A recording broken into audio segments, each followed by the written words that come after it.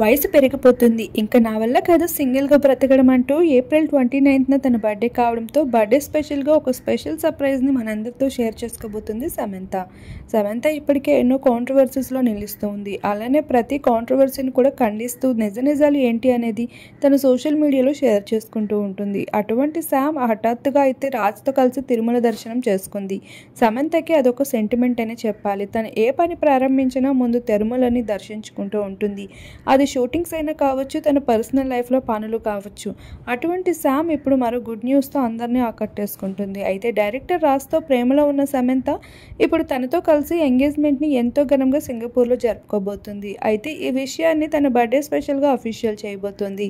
Sam ఎటువంటి వార్తలైనా ఖండిస్తూ వస్తుంది. అటువంటి సమంత ఈ పెళ్లి వార్తను మాత్రం ఏమాత్రం ఖండించడం లేదు. అలానే దానికి సమాధానం కూడా చెప్పట్లేదు. తన మౌనంతోనే మరికొన్ని రోజుల్లో సర్ప్రైజ్ అయితే ఇచ్చిపోతున్నట్లు క్లారిటీ ఇచ్చేస్తుంది. సమంత కోసం ఈ విషయం తెలుసుకున్న అభిమానులు తనకి కంగ్రాట్స్ చెప్తూ తన కొత్త జీవితం మరింత బ్యూటిఫుల్గా మొదలు పెట్టాలి అంటూ బెస్ట్ కామెంట్స్ని షేర్ చేస్తున్నారు. అయితే తన గుడ్ న్యూస్ కోసం ఎంతమంది ఎదురు చూస్తున్నారో తప్పకుండా లైక్ చేయండి.